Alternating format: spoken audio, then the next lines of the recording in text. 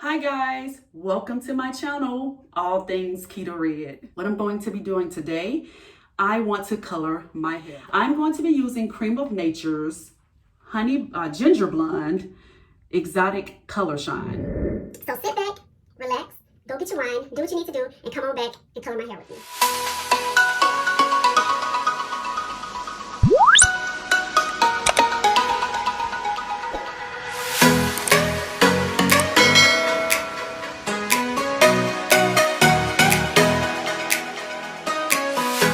I'm not going to bore you with the details of the instructions.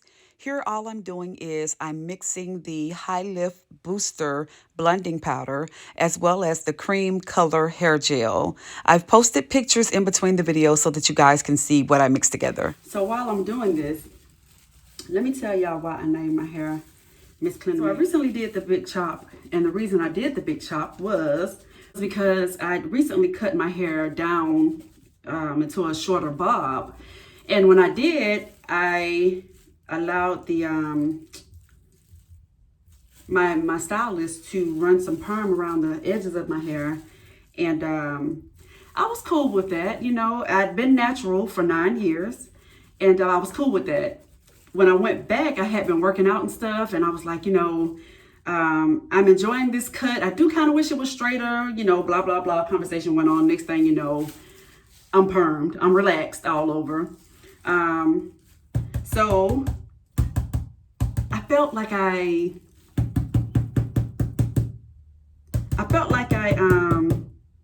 disappointed the tribe. I felt like I disappointed the natural hair culture, the village. I disappointed myself. And it's so funny, the day that I got the relaxer, I had been natural for 9 years and 4 months to the day. So it was emotional. I did not expect to get that emotional about my hair, but I actually cried that I had relaxer in my hair. And of course, my daughter, she was like, I can't believe you did that, and you know, blah, blah, blah. So yeah, I ended up with relaxer in my whole head, and I just wanted to go ahead and cut it all out and start over. On top of the fact that I'd never done the big chop, so I wanted to see what it felt like and what I looked like. The day that I did it, I was like, oh my God, I can't believe I cut all my hair off. I look like a little dude, but it grew on me, and it's still growing on me. I still have moments where I wake up like, where's my hair? Somebody cut my hair while I was asleep. No, you cut your own hair, or you went and got your own haircut. So the reason why I named my hair Miss Creme, when I was younger, there was this lady that lived on the end of our building, and her name was Miss Creme. Miss Creme was a numbers runner. For you young people back in the day, we couldn't, there was no Georgia lottery. Numbers were pretty much illegal, I guess you could say. And here we go. I'm coloring as we talk. No rhyme or reason to it, just doing something. It's just hair, I guess. I can always cut it back off if I need to, but Miss Creme ran numbers. Again, back in the day, there was no Georgia lottery. So my mom used to send me to Miss Creme's house to with her numbers and her money. You know, sometimes she would call on the phone and tell her what number she wanted to play, and then she would give me the money to take to her. And I'm just gonna scoop this chair. I feel like I'm close up. I'm retaining water, and I don't like that when I'm retaining water. My arms are really, really grandmothery, really Oprah-ish. But anyway, so I would take the money and the paper, you know, with the numbers on them around to Miss Creme for my mom. And Miss Creme, she was an older lady, which is now that I think about it, she may not have even been that old. You know, when you're young, 30 seems ancient. So she could have been maybe 45 or something, but she just seemed ancient to me. Anyway, as she got older, you know, her eyesight started to go a little bad. So I was about maybe about 11 or 12. If even, no. I guess about maybe 7 or 8. She started to have me to come around there. We'll be outside playing. She would ask me to come and put eye drops in her eyes. And it scared the bejesus out of me the first time she wanted me to do it, because I'm so young. I'm like, oh my God. So she would have me stop playing and come and put eye drops in her eyes for her. And I would be so mad, like, oh my God, I'm outside playing with my friends. Why does she want me to do this? Blah, blah, blah. Then also she would have me come around there sometimes and read stuff to her, her mail. She would want me to read it for her. And again, now I'm about maybe 10 or 11, 12 at most. So now I'm putting eye drops in her eyes. I'm also reading her mail for her. And each time I'm being called from outside from playing with my friends to do this stuff for her. So, I would get impatient and I would get a little angry. But of course, I'm a kid. And back then, smack your tongue if you want to. Lick your lips if you want to, like you gonna say something small. You get your lips busted, get your eyes busted. But so I would do it. Of course, sometimes she would ask my mom first, and my mom would be like, yeah, Miss Clinton wants you to come and do XYZ for her. I would go to the store for her. I would go and do little cleaning things for her. So many tasks at such a young age. So when I started thinking about, having cut my hair, what I was going to name her, because I had a different name for her before, that was the first thing that came to mind. And it was because she taught me patience. She taught me patience. She taught me that I don't always have to be in the midst or the mix of something that I think I'm missing the fun, but I'm actually not. She taught me life skills.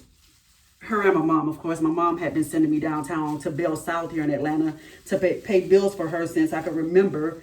But, she taught me about bills, about reading a bill, the breakdown of a Bell South bill. Because, again, her eyesight was bad and she couldn't see it. So I was doing that stuff for her.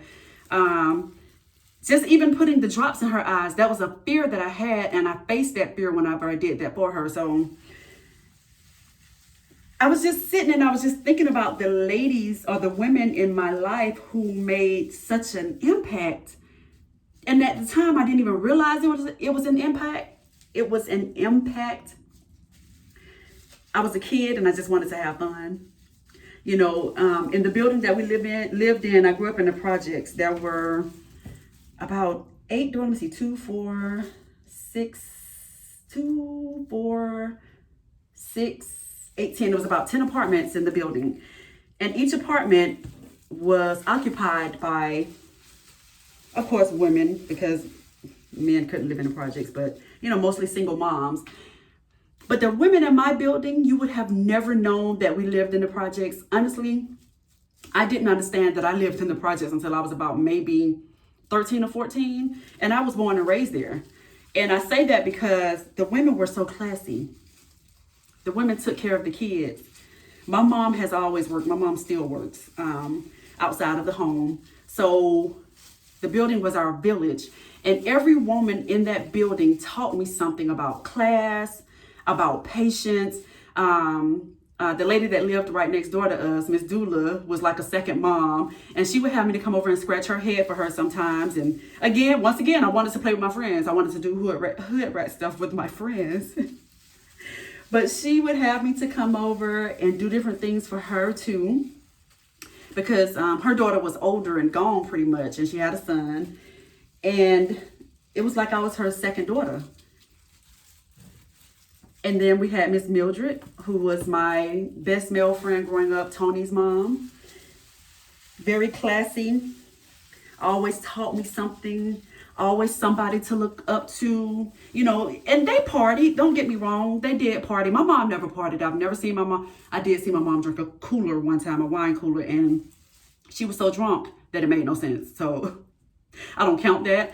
But none of them were alcoholics. None of them were over the top with their drinking. I don't think Miss Clinton may drink. If she drank, I want to say I saw her drink a beer or two sitting on the porch from time to time, which is something else. Sometimes she would light a fire. Back in the day, people would sit on the porch and light a fire to keep the mosquitoes away. And we would go and sit on the porch, me and the other kids. And she would just tell us stories about her childhood. And she would tell us different things. And it made our spirits calm. It made my spirit calm. Yeah. I'm grateful for how I grew up. Sometimes I have anxiety about some of the things that happened to me as a kid, but just thinking about the people who made such a big difference in my life, who poured into me.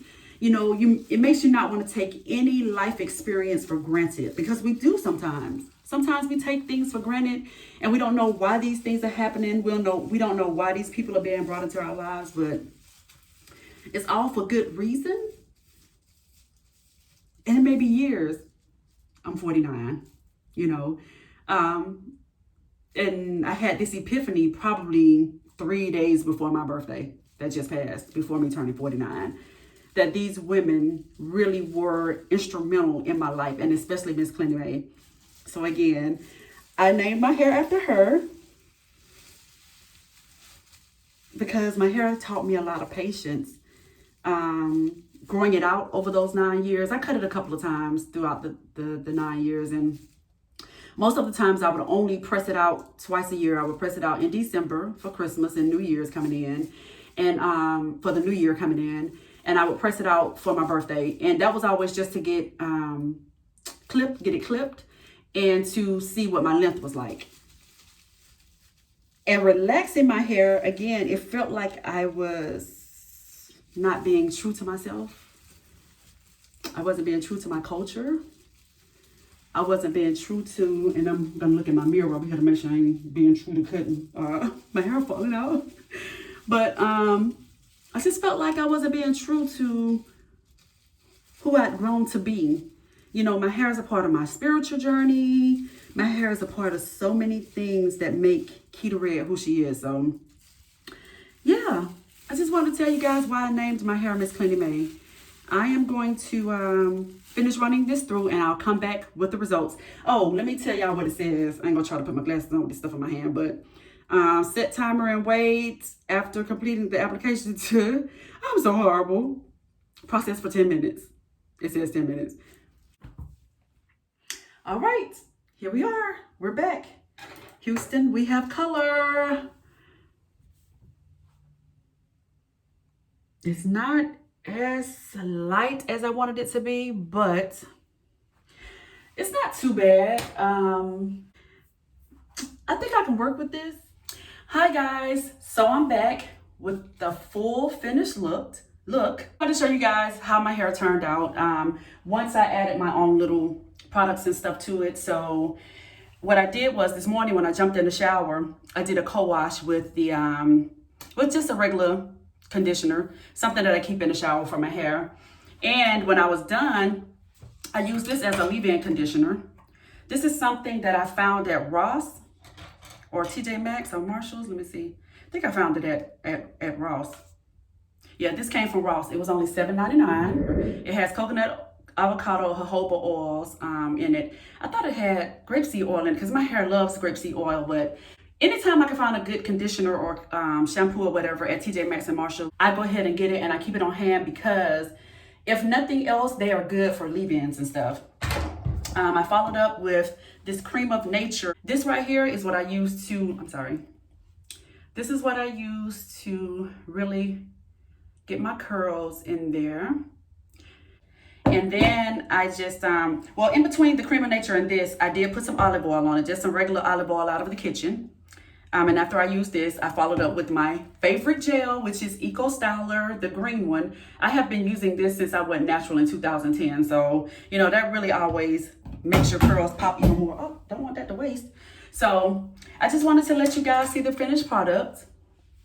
Didn't think I would like the color because it didn't come out as light as I wanted it to be, but I'm happy. I like this. I can rock this. So that is the finished product of the Creme of Nature Ginger Blonde Coloring.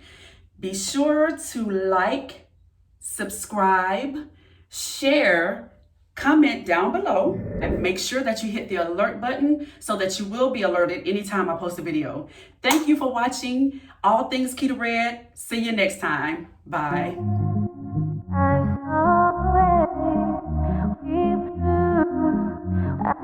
I'm so